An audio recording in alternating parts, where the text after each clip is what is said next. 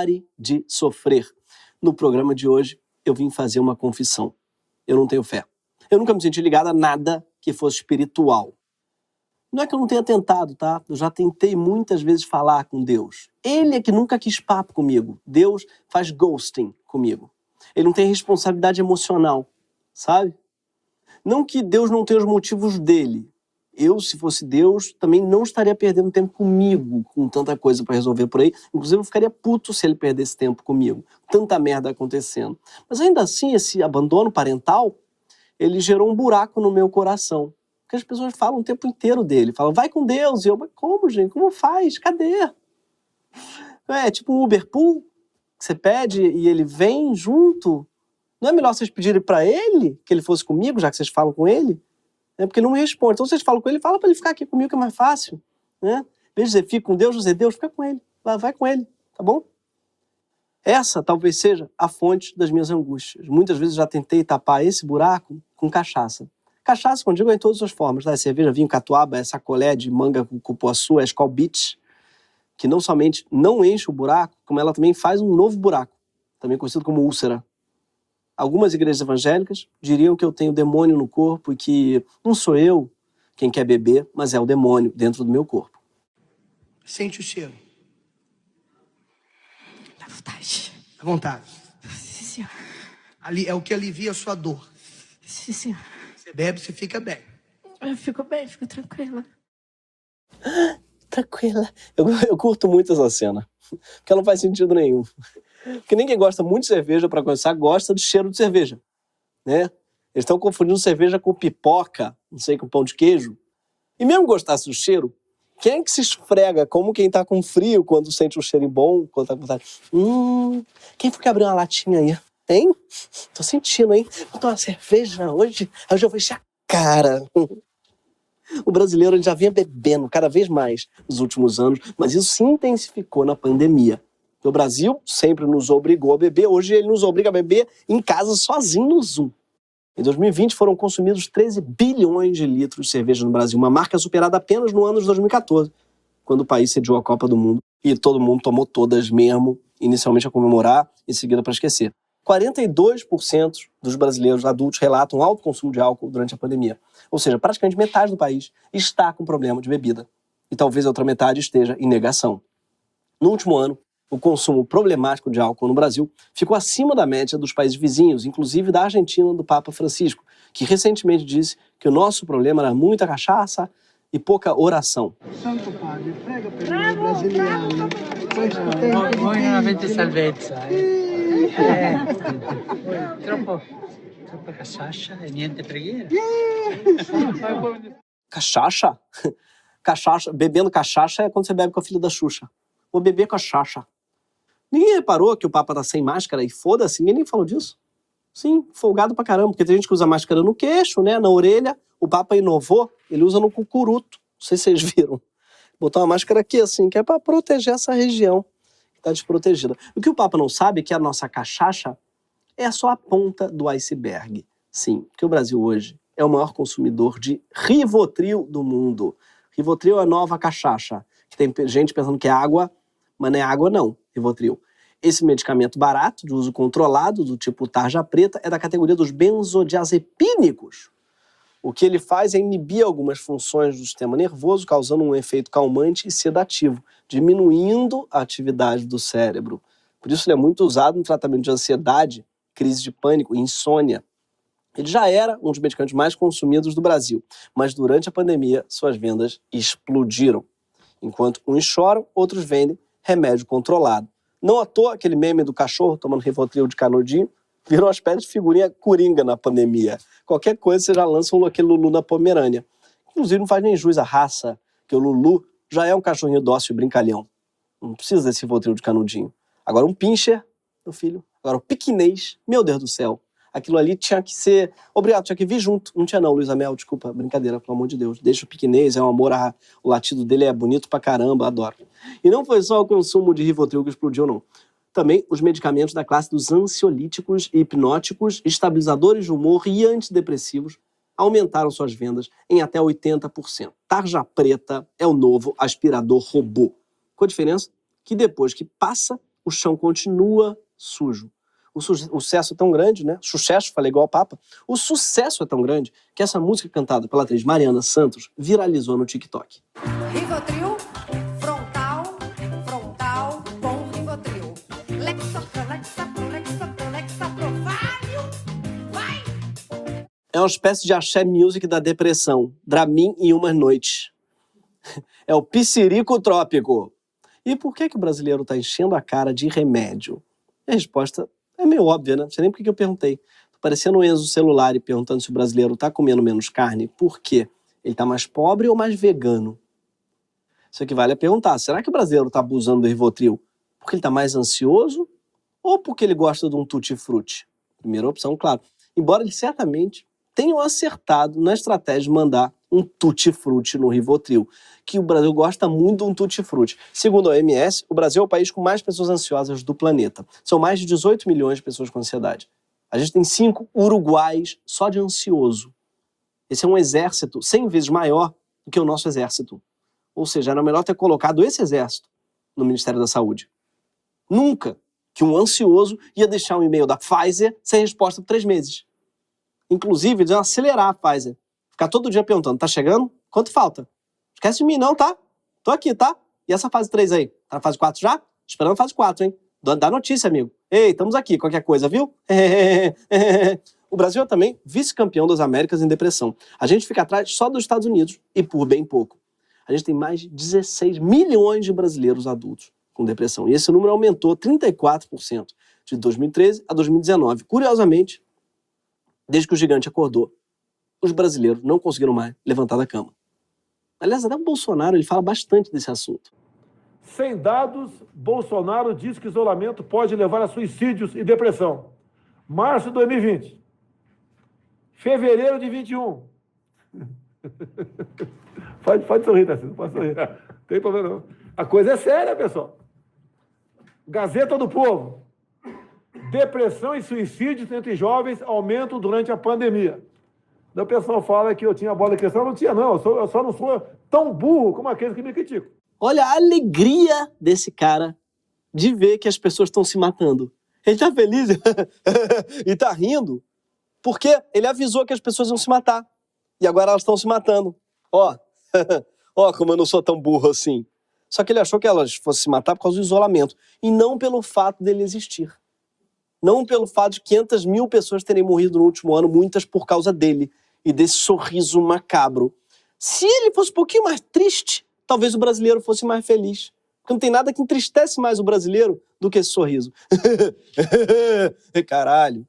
O fato é que esse sofrimento mental, a depressão, ela está por toda parte, mas ela não é distribuída de maneira igualitária. Depressão, a ansiedade e o trauma, além de abuso de álcool e outras drogas, são mais comuns entre quem vive na pobreza. Entre quem já passou fome ou quem já enfrentou graves problemas financeiros. Crianças expostas à violência em suas comunidades têm muito mais chance de sofrer de estresse pós-traumático e de desenvolver esses transtornos psiquiátricos. Trauma é muito mais comum do que a gente imagina.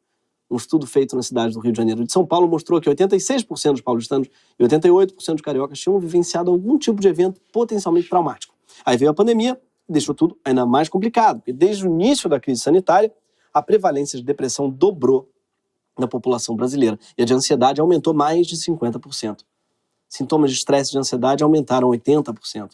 Tá aí os números que o Guedes queria apresentar na economia.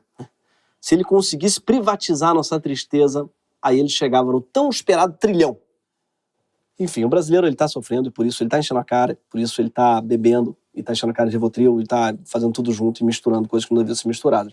Nesse ponto, talvez o Papa tenha tocado numa coisa importante. Por quê? Porque esse sofrimento todo parece sim ter relação com uma crise espiritual do Brasil.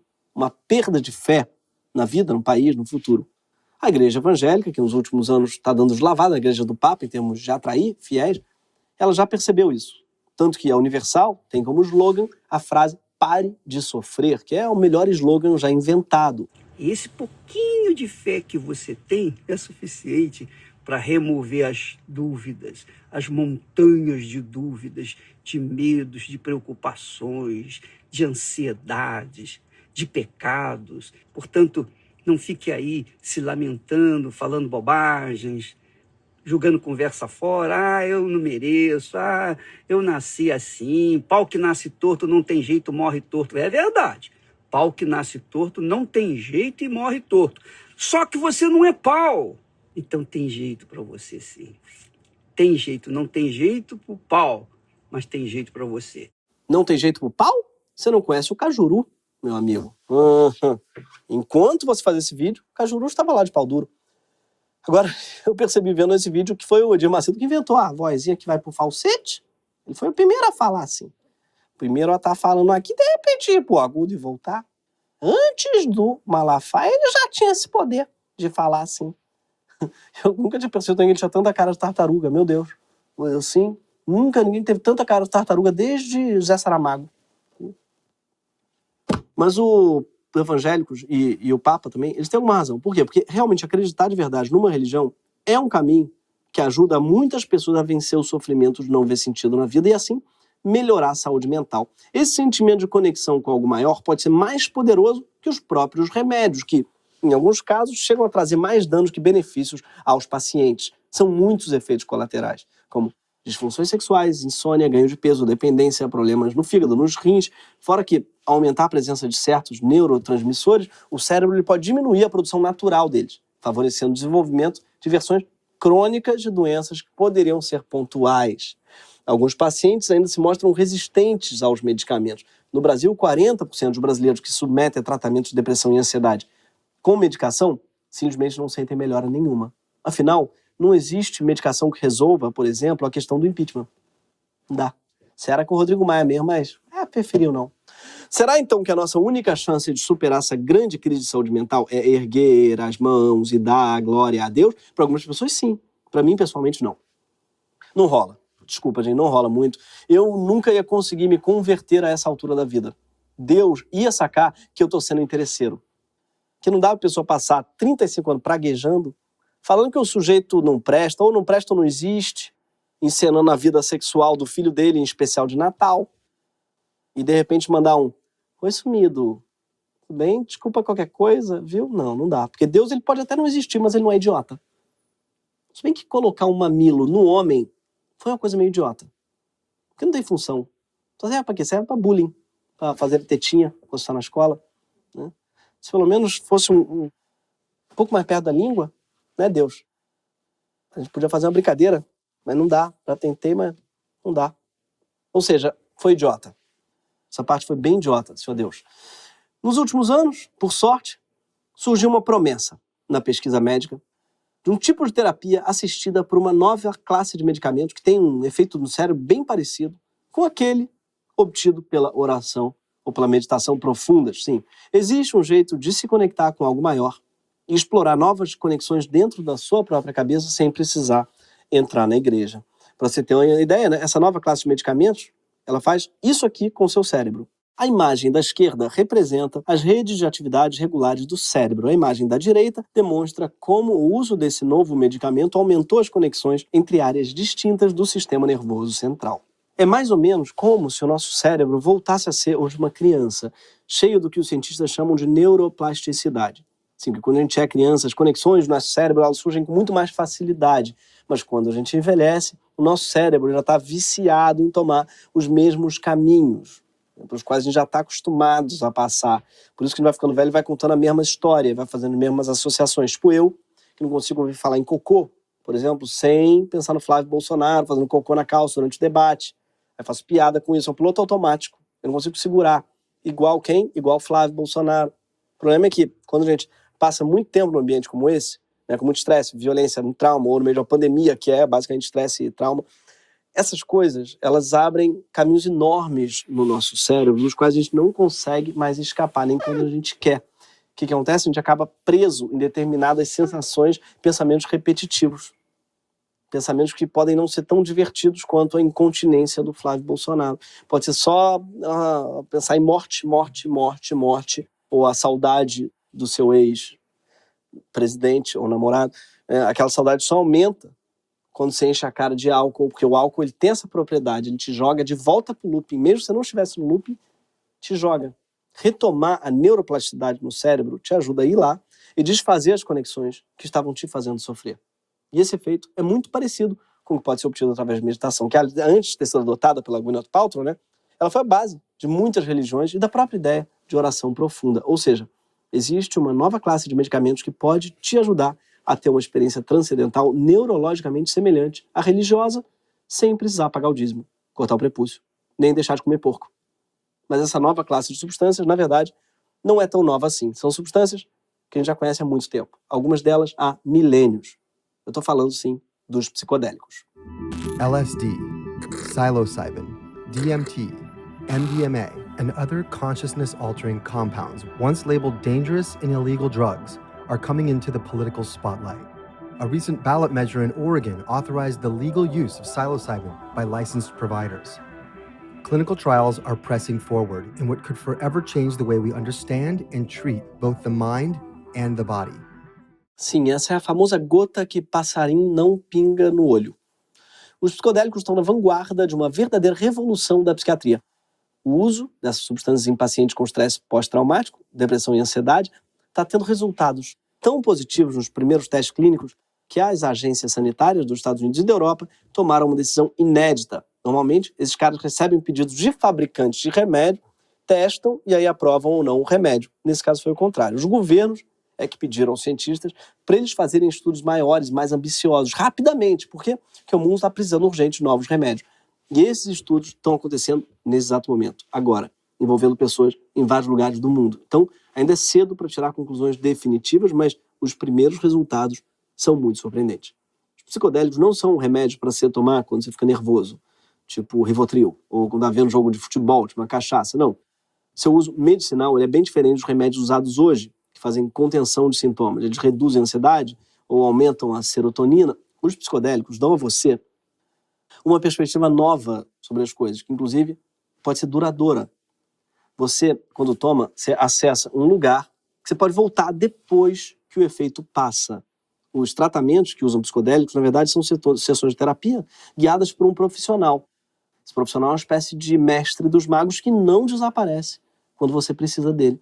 Um dos exemplos mais fortes é o do uso do MDMA. Para quem não sabe, o MDMA foi sintetizado em 1912 nos laboratórios da gigante farmacêutica alemã Merck, e suas propriedades psiquiátricas passaram a ser exploradas a partir dos anos 70, até que o MD foi proibido em 1985. E não foi proibido só porque os cientistas estavam interrompendo os estudos para dizer um para o outro, eu te considero pra caralho, cara. Não.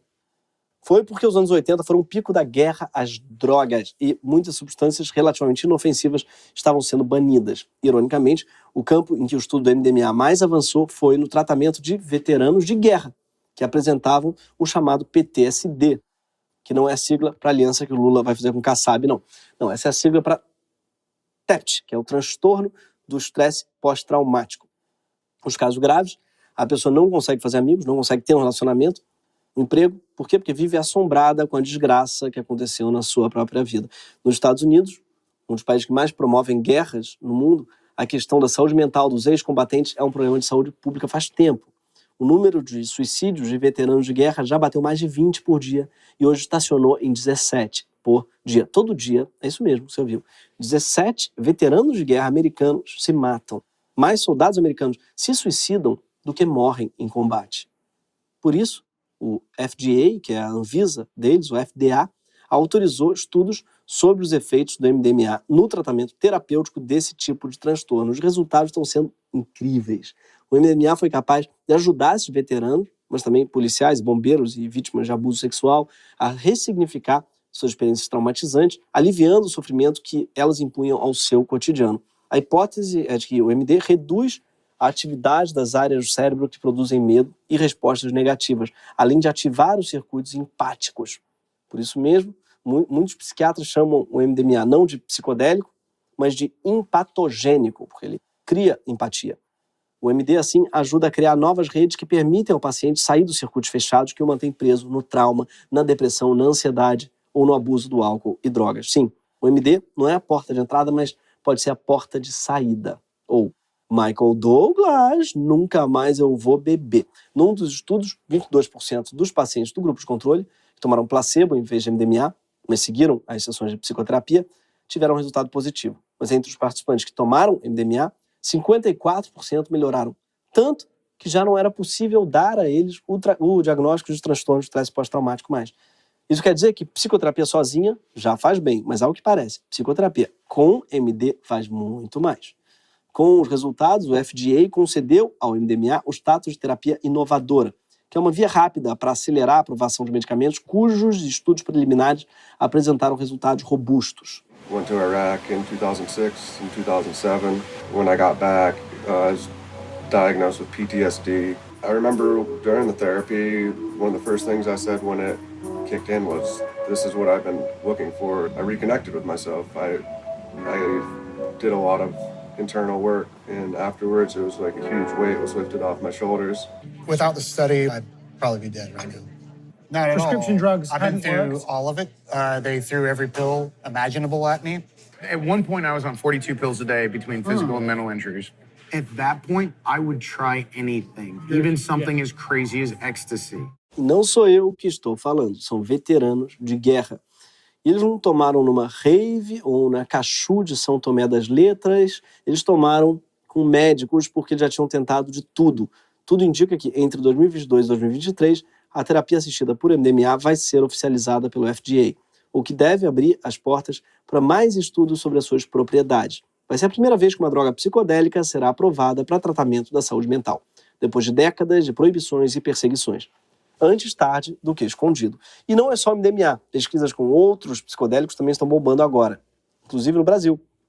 Tem sim lugar de destaque nesse renascimento psicodélico. Uma história contada pelo Marcelo Leite no livro Psiconautas. Boa parte desse destaque se deu por conta da ayahuasca, uma bebida amarga produzida com plantas da região amazônica e utilizada em rituais de mais de 70 povos indígenas. Esse conhecimento ancestral foi incorporado em cultos de religiões como o Santo Daime, o que permitiu que neurocientistas e psiquiatras brasileiros realizassem estudos com o DMT, composto psicodélico presente nas plantas que compõem o chá. Foi um teste clínico em pacientes de depressão refratária, ou seja, que não respondia a outros tratamentos. Os pacientes foram divididos aleatoriamente entre dois grupos. Um recebeu substância ativa, outro recebeu placebo, permitindo comparação dos efeitos. E sorte da turma que ficou sem placebo, porque dos 14 pacientes que tomaram uma única dose da substância ativa, 9 relataram melhora já no dia seguinte, efeito que para alguns deles perdurou e se intensificou ao longo dos 7 dias seguintes. O efeito rápido e persistente, sem queixa de reação adversa, contrasta com o dos medicamentos mais avançados para o tratamento de depressão, que demoram semanas para fazer algum efeito. Tá aí uma onda que demora a bater. Olha, agosto, acho que eu vou ter uma depressão que vai ter queimada na Amazônia, tem todo mês de agosto, então julho eu já vou voltar a tomar fluoxetina. E se tem um país no mundo que pode se beneficiar dessa nova terapia, é o Brasil, que está sofrendo um trauma sem fim e que já bate recorde de distúrbios mentais, que é um país tão doente, mas tão doente, que elegeu aquele cara lá presidente da República. A gente se beneficiaria muito de fazer terapia assistida por psicodélicos, para se olhar de um jeito novo, para entender os seus traumas, para descobrir por que a gente é feliz no carnaval, mas toma tanto Rivotril ao longo do ano. O Brasil precisa sair desse círculo vicioso e encontrar novos caminhos. E talvez a solução não seja tão diferente assim daquela que o Papa imaginou quando mandou a gente rezar. E não é só por causa dos efeitos da neuroplasticidade cerebral, presente tanto no uso dos psicodélicos quanto na oração. É também porque é bem possível que os psicodélicos, na verdade, estejam na própria origem das religiões.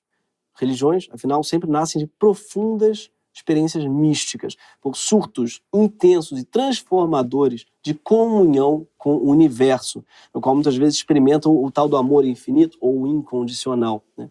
Ele parece muito com aquele descrito por quem toma psicodélicos. Quem toma, assim, não que eu, né? Estou falando de pessoas que tomam, essas pessoas. Eles descrevem que sentiram uma coisa parecida com isso.